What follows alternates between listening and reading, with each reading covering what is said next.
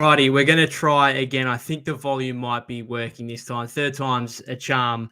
Hopefully, I apologize for that. Very unprofessional of me to not get the audio up and running. But we are here to discuss the Warriors' fourth defeat of the season, a 104-94 loss to the San Antonio Spurs at Frostbank Center on Saturday. Disappointing. That's all that can be really said about this game. The Warriors appeared in complete control, up 17 with just under 2 minutes, to go in the third quarter. Kevon Looney makes a layup, which makes it 81-64. And from there, the Spurs outscore the Warriors 40-13 over the remainder of the game, including, just a fourth quarter that the Warriors went completely ice cold. They could do nothing to push against the wave of momentum that was coming from the Spurs, their home crowd, and it must be said, some questionable refereeing decisions. I don't want to, we can discuss how much that was a factor, and if you want to in the comments, by all means, go for it. But I don't want to use that as an excuse. I'm sure the Warriors won't use it as an excuse. They simply were not good enough offensively for the majority of the game, but obviously particularly in the last 12 to 14 minutes there, where they went completely ice cold. They scored 4 points across the final nearly 7 minutes. I think Steph made a three with 6:38 to go, which made it 90-86. And then the Warriors scored 4 points for the remainder of the game and lost 104-94. Just one of those games where there's probably a number of factors that go into it, where the Warriors have been flirting with these big leads that they've kind of lost and they've had to re-win games, and they've kind of got away with it on a few occasions. You go back to the Houston game where they're up 30 and it goes to overtime. You talk about the Oklahoma City Thunder game where they're up 30 and I think the Thunder get it back to 4 or 5 or something like that.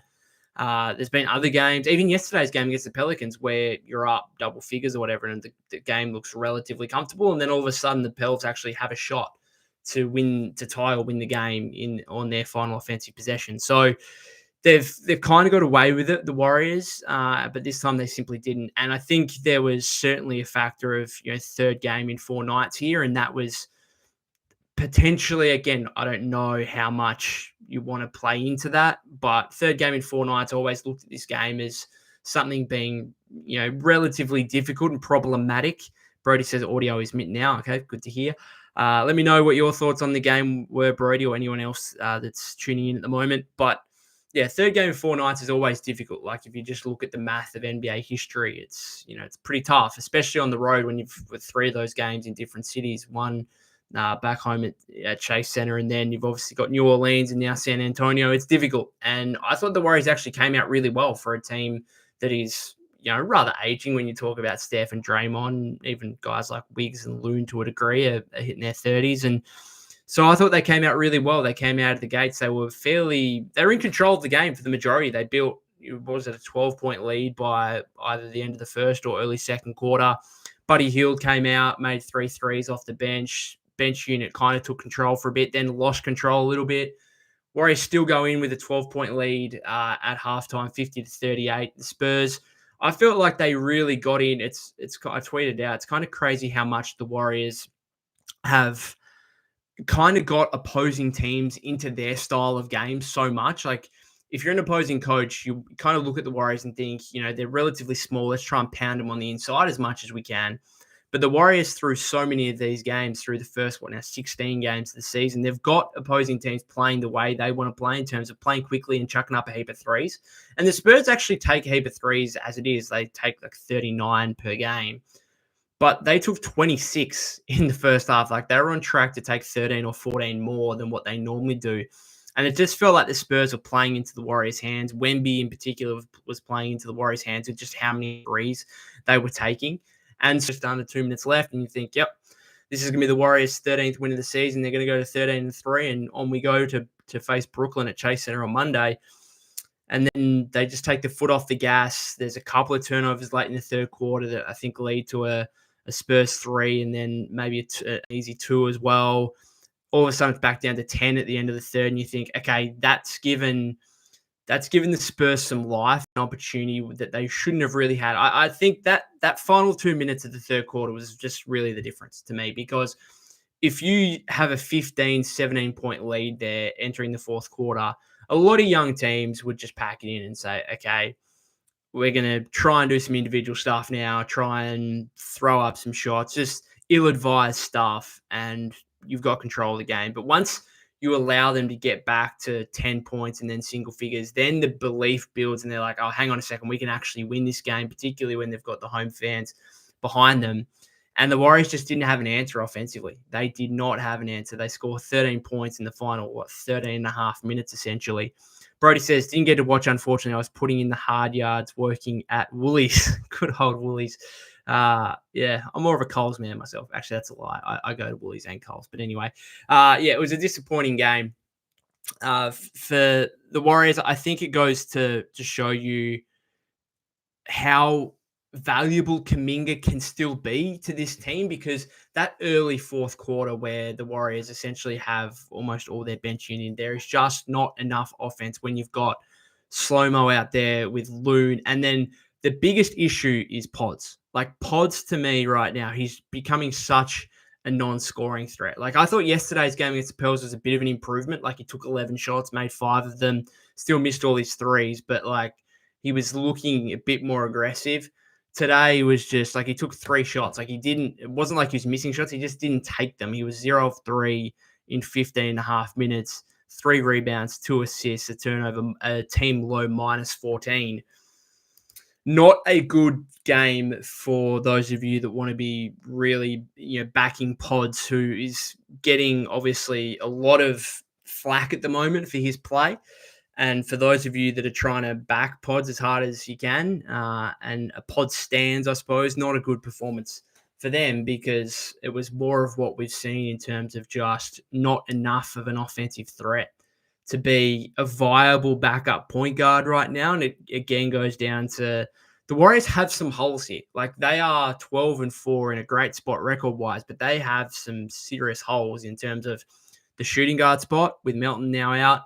I think they could still certainly look for an upgrade at center on TJD, who I thought was pretty good for the majority of the game. I actually thought he did a fair job on Wemby. Wemby kind of lived on the perimeter too much. And I know the Spurs got the result, but just from a basketball fan, like I just want Wemby to try and find a better balance between perimeter jumpers and working on the inside. Like he had a nice play in the fourth quarter where, because he was taking so many threes, the Warriors like actually jumped at him once, kind of put the ball on the floor, got to the rim, had a nice finger roll layup. And I think the Warriors were forced to take a timeout after that. And as a Warrior fan, I was obviously disappointed that, we just given up 2 points. But as a basketball fan, it's like, okay, why don't you do that more often? You can put the ball on the floor, try and get to the rim more often rather than living on the outside.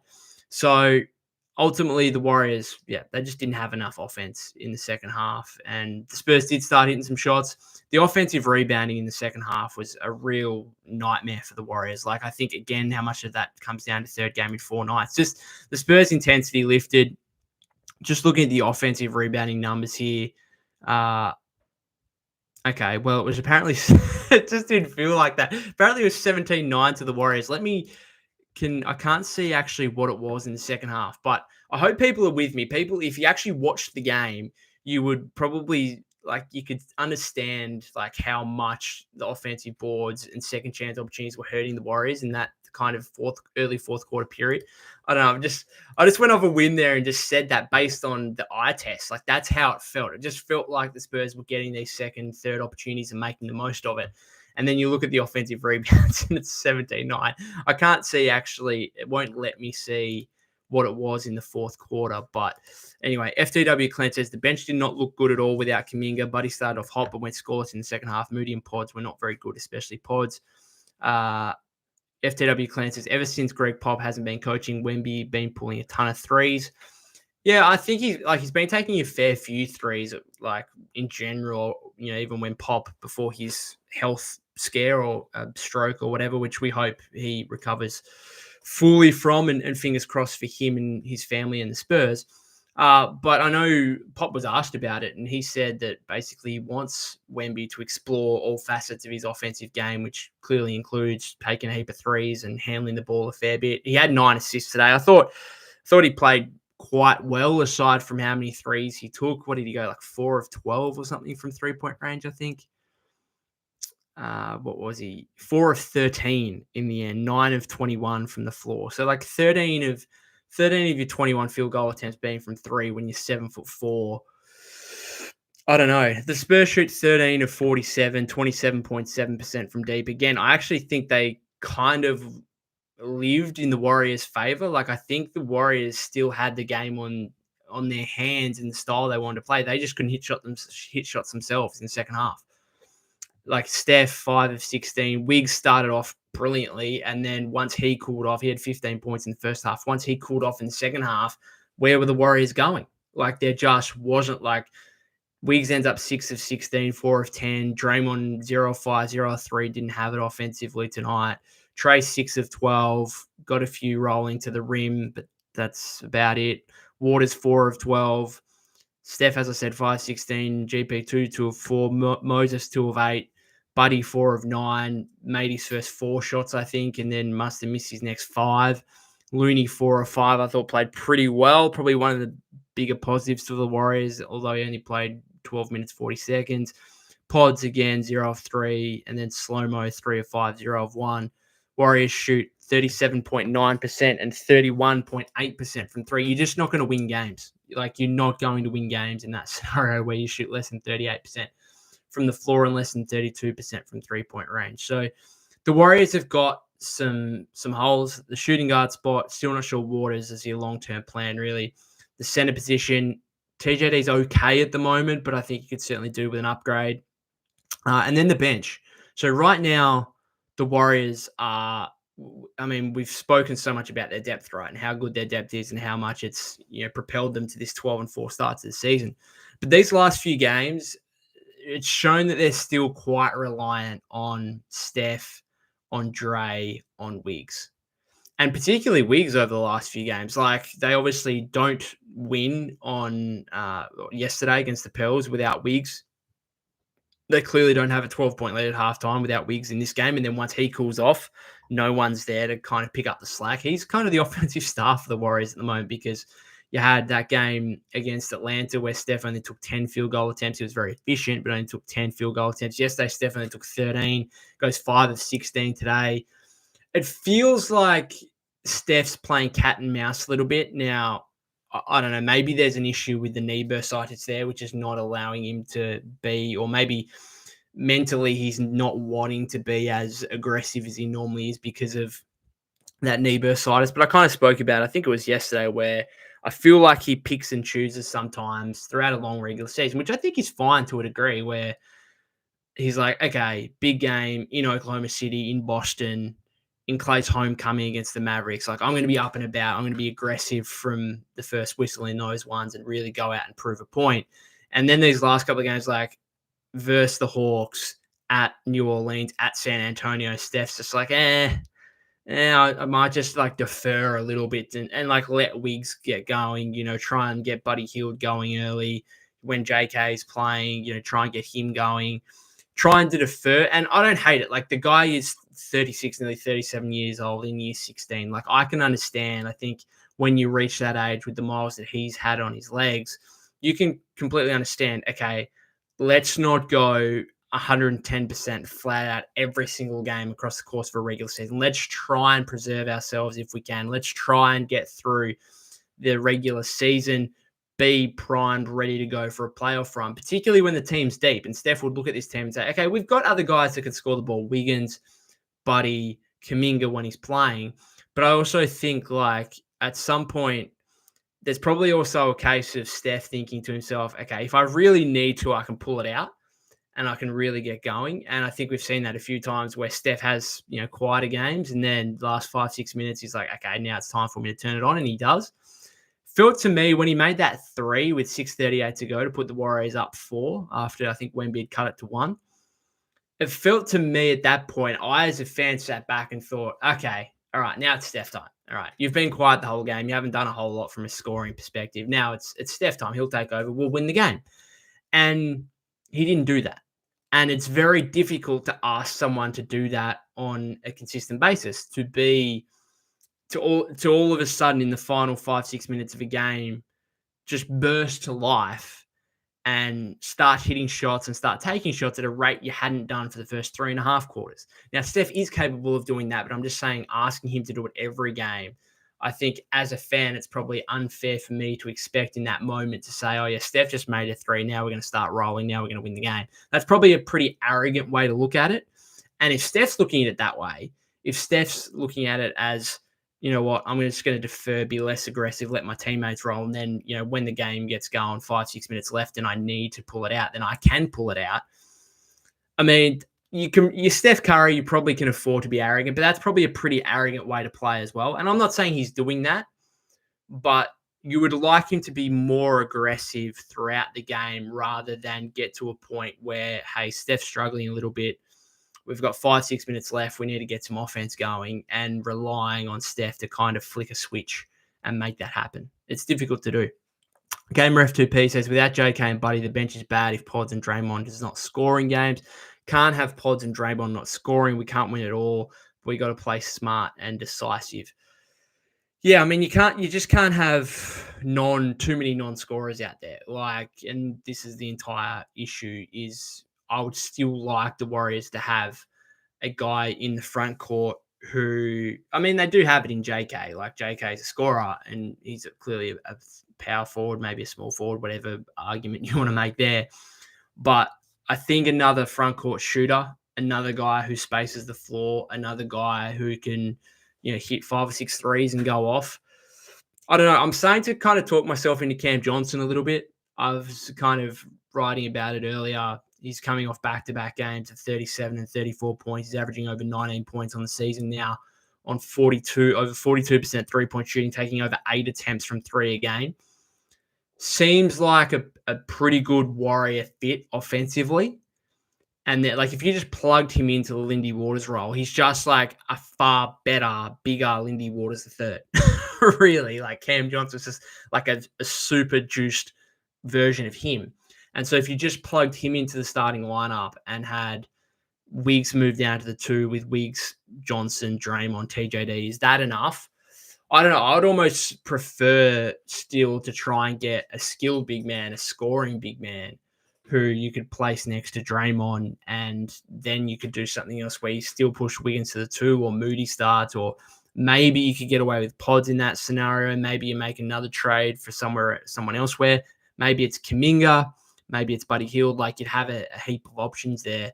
I don't know. It's just difficult. That kind of early fourth quarter lineup where there's like Looney, Anderson, Pods, and it's really Pods, because like we know we've got a history. Kyle Anderson's not a scorer. Kevon Looney's not a scorer. That's not their roles, and it doesn't need to be when, you know, they're bigger guys, right? They're there to defend, rebound, set screens, good passes, particularly slow-mo. He can handle the ball and play make a little bit. It's really like, if you're a guard and you're Brandon Bajemski, there's no reason that any guard in this league should be at this level in this year of NBA basketball. Like, you just can't have a non-scoring threat as a guard. And the Warriors already kind of have one in GP2, but at least he brings elite defense. Pods right now, I'm not exactly sure what he's bringing. Like, yes, he can do a little bit of everything, but right now, this was one of my concerns when we were talking about him last season and what like level he could get, even during the offseason when he starts talking about, you know, I want to be one of the league's young stars and whatever else. Like, okay, what's this guy excel at? What's his point of difference to make him an absolute top level star player?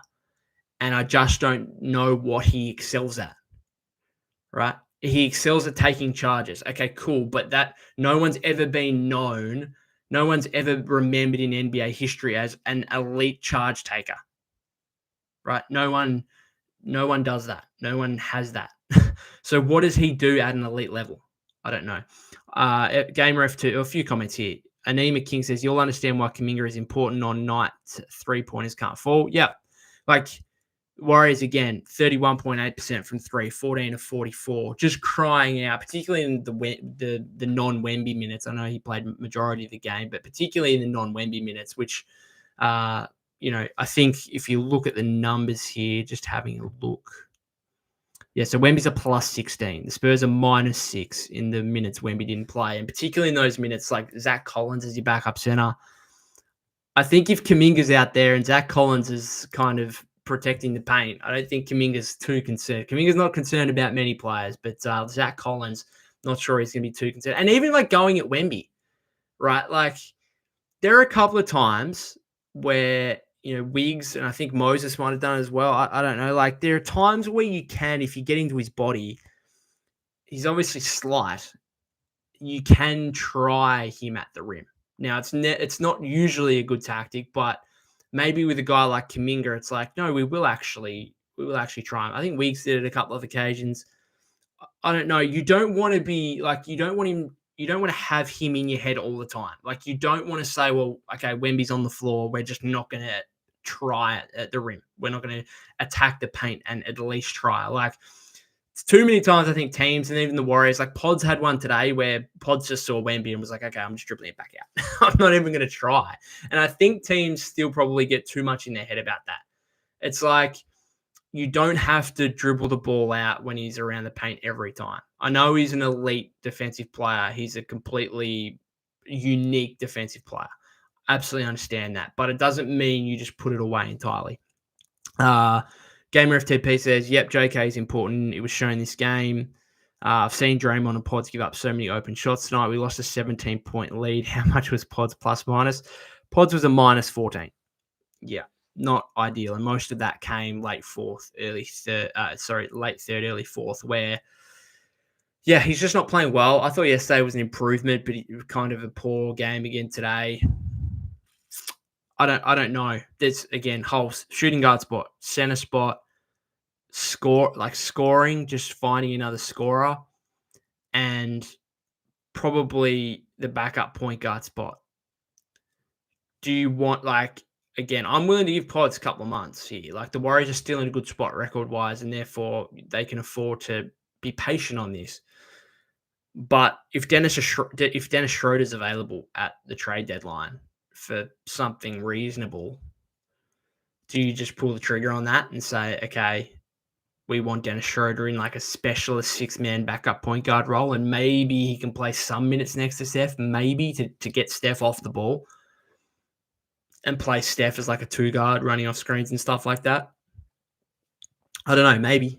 But like we'll just have to wait and see what happens if Pods can turn this around. But if this continues, then the Warriors have still too many playoff question marks for me. And the issue is like, you're not going to know any of this really until playoff time. But if I'm just projecting forward and we think this is a playoff team, it's like, okay, opposing teams are really going to be scared in a 7-round playoff series of Lindy Waters as the starting 2 guard, of Trace Jackson Davis as the starting 5, of Brandon Bajemski as the backup point guard. Teams really going to be worried about that and nervous about that. I think the Warriors can try and find upgrades across the board here in multiple areas, and it's almost a positive, like because they can make upgrades. Like they've got the young players, they've got the draft assets to be able to do so. They can make upgrades. They can get better. The young, and if it's not via trade, then maybe the young players just get better themselves, and that is obviously an improvement. Swellmole says, what about a trade for Brogdon? Put him in pod spot, and there's more scoring and spacing for the other bench shooters while bringing the same or better defense. Malcolm Brogdon's an interesting name. He's just returned for the Wizards, clearly 6-man with the Celtics a couple of years ago. My only issue with him is he's on over $20 million a season, isn't he? Isn't he on like early 20s? Let's just look this up. Malcolm Brogdon contract. Because that's my issue is like, I don't want to be spending $20+ million on a backup. If I'm paying someone $20+ million, they better be starting for me. Yeah, he's on a 2-year. Oh no, that's he's on a 2-year, $45 million contract. $22.5 million this season. So like, you have to be giving up considerable pieces there from a salary standpoint, because clearly, like Wiggins, you're just not trading for anyone right now. Like, unless they're a top 10 player in the league, like Andrew Wiggins, you're just not trading him for basically anyone at this point. And so it's got to be a number of these role players. And it's like, okay, are you trading 3 role players for Malcolm Brogdon? to be your backup point guard on $22.5 million. So Melton's obviously one that you'd give up, but then you got to get another $10 million in salary to get to Brogdon. That's the issue. That's why like Schroeder's making 13 or something. Like I think you can get him just by giving up Melton. And that's why Schroeder would make some sense to me. So Brogdon, from a fit standpoint, absolutely, I'm with you, but just the contract just makes that too difficult, in my opinion. GameRef2P says the best 5-man lineup in the NBA is Spurs leading in net rating. They did beat OKC too. Yeah, they're good. They're good. Let's not take anything away from them. Yeah, that they're a good team. I don't think they'll be a playoff team, but they'd certainly be a playoff team in the East. If we had the NBA eliminating the Western Eastern Conference and just went 1 through 16 for the playoffs, then I think the Spurs would certainly make it. Wemby is absolutely unbelievably good. And they've got some veterans there now who are kind of leading the way. Like CP didn't play great, but he's been obviously helpful for them. Harrison Barnes has been helpful. Stephon Castle is fantastic. Like you have Castle and Wembanyama is your young tandem going forward. That's scary. Devin Vassell didn't even play in this one. Neither did Keldon Johnson, so they had guys out as well. They've got a good team, and obviously Wemby. I don't think anyone else. There's no one else in the league you'd take over Wemby right now. Maybe Jokic. That's an interesting question. Like if your franchise started tomorrow, would you take Wemby or Jokic? Don't know. Maybe Joker's still got enough years left to take him. But anyway, FTW Clan says Cam Johnson. Yeah, I just spoke about him. The Johnson one's interesting because again, he's making $23.6 million, but at least with him, you could say, oh, he's a starter. Like you push Wiggins down to the 2, you fit Cam Johnson in, and then you've still got Draymond and TJD. It would probably be something like Melton. I think you'd have to give up Kuminga. Because Cam Johnson's still got 2 years, over $45 million left on his contract after this season. And so if you're going to trade for Cam Johnson and be paying him, then I think that's a fair indication that, hey, we don't want to pay Kuminga that kind of amount either in restricted free agency. And therefore, it would be a case of putting Kuminga in a Cam Johnson trade. And maybe Brooklyn go for that. Maybe Brooklyn say, yeah, like we actually like the upside. Maybe do the Warriors have to throw in a pick? If the Warriors have to throw in a pick, that's where it probably gets questionable for me. But if it's like Melton, Kuminga, to make the salaries work, you'd have to give up GP2. I think I saw one where it was like Melton, Kuminga, and Looney for Cam Johnson and Day'Ron Sharpe to make the salaries work. And then you could have a handshake agreement with Melton and Loon that, hey, we'll bring you guys back in free agency next summer. And so therefore it would essentially be Kuminga for Cam Johnson. And if that was viable from a trade standpoint, I don't know, has Kuminga's value dropped enough where you wouldn't be able to get Cam Johnson for him straight up? Maybe it has. Maybe you'd have to throw a pick in there as well. But I could also see Brooklyn talking themselves into it, thinking, yeah, like we can just get this guy. Cam Johnson's probably going to be too helpful for us in winning right now that we would prefer to have Kuminga and just let him do whatever the hell he wants basically and see who he can become in the long term because he has the higher upside compared to a guy like Cam Johnson who's 28 now. I don't know. Swellmole says Pods plus Kuminga plus Melton might be something possible. Well, you can definitely get Cam Johnson for that. That works salary-wise, except the issue is you got to fill out the remainder of your roster. So any of these 3-for-1 trades, they've kind of got to send out a little bit more salary so you can actually sign guys afterwards to fill out the rest of your roster. FTW Clan says, I feel like it would hurt the locker room to lose Looney. Yeah, that's definitely a part of it. Could it be GP2 instead, or does that also impact your locker room? I also don't like giving up Melton and GP2 in a trade because therefore you're losing a lot of perimeter defense. FTW Clan says, but at the same time, I really want the Warriors to do whatever it takes to get Curry a 5th ring.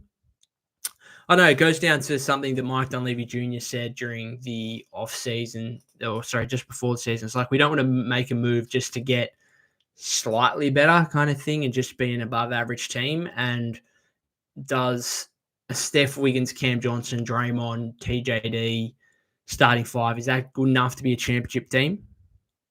I know, where's your level? If the Warriors pull that off, right, You tell me, if the Warriors pulled off a Cam Johnson trade where they're giving up like Kuminga, Melton, and let's say it's Looney, whatever, and they're getting Cam Johnson and Day'Ron Sharpe back. Okay, you've made that trade. What's the absolute base you have to get to for that trade to be considered a success this season?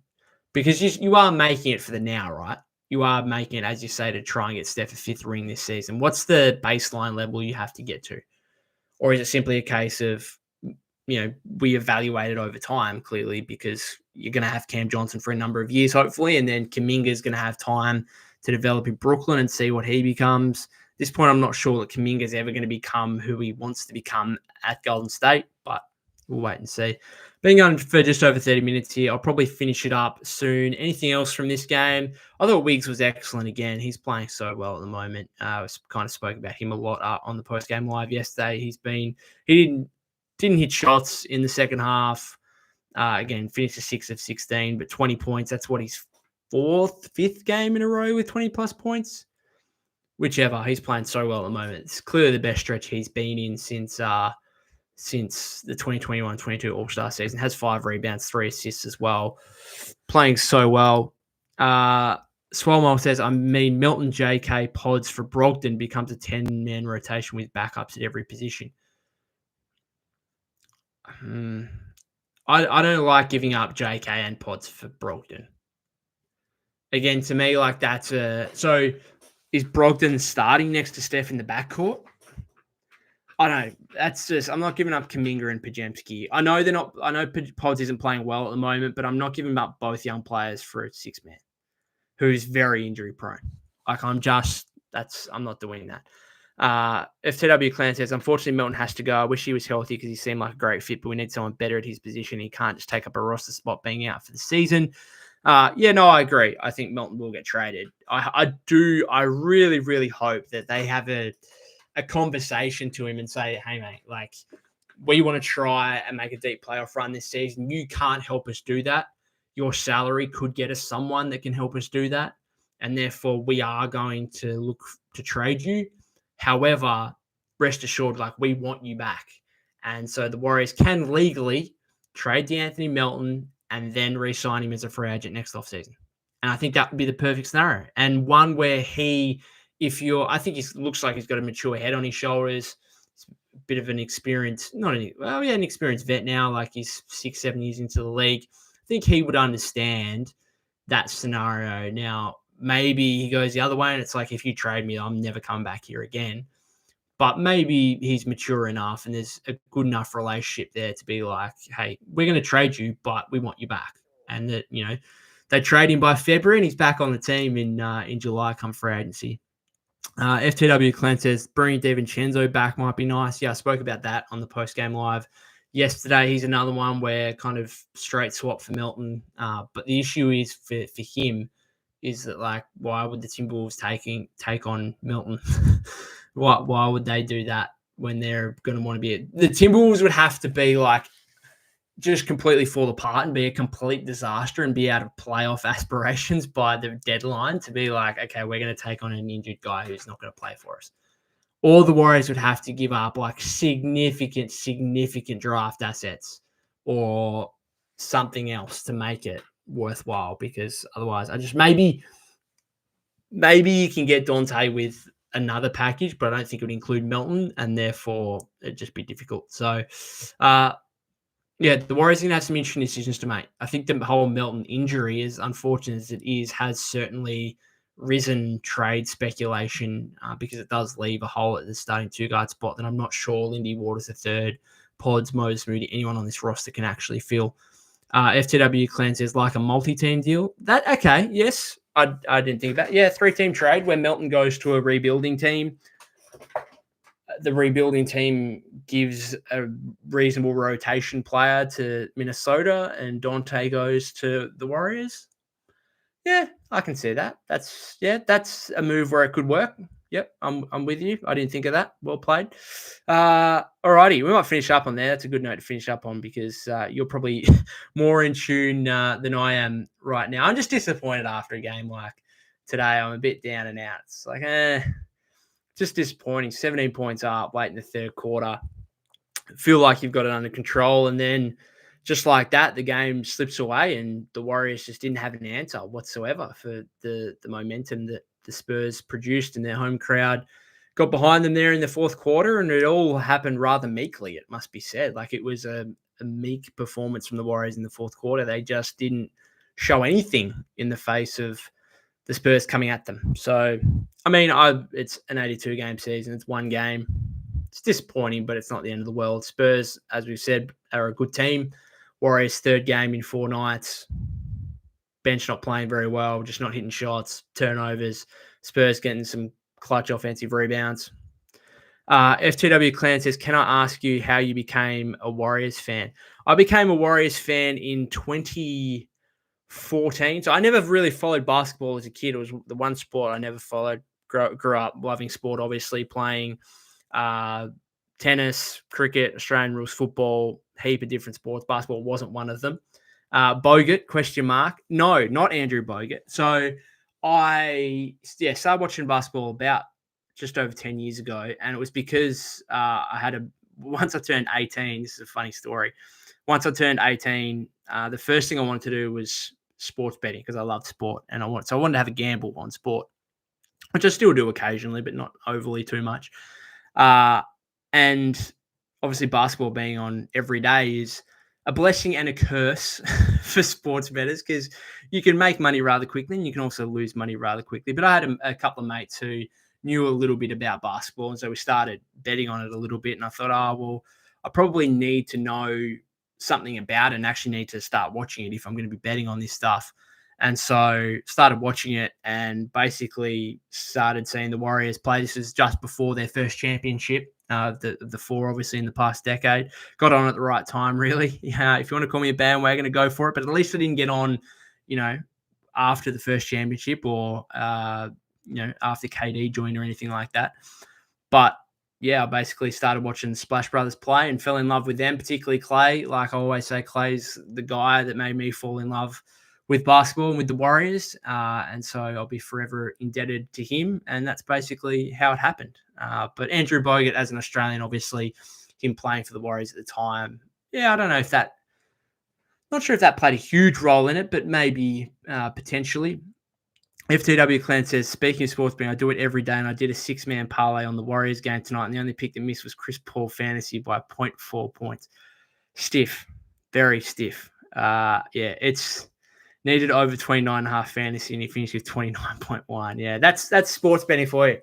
That's sports betting for you. If we won every bet of our we call it in Australia, we call it multis, but if we won all of our multis or parlays that we lost by a leg, I wouldn't be sitting here. I'd be off in a yacht in Croatia or something, thoroughly enjoying life and living it up because we'd all be quite rich. But that's not how it works, unfortunately. Anyway, I'm going to finish it up. Nearly 40 minutes in. Thank you, FTW Clan and everyone else that has commented, or if you're watching this on the replay on YouTube or via the podcast feed. If you haven't subscribed already, that would be greatly appreciated. Follow me at POC252. That's POK252 on X/Twitter, or Golden State with Mates, as well as on Instagram and TikTok. Warriors play the Brooklyn Nets. We're going to see some potential trade targets. Schroeder, Cam Johnson, Dorian Finney-Smith.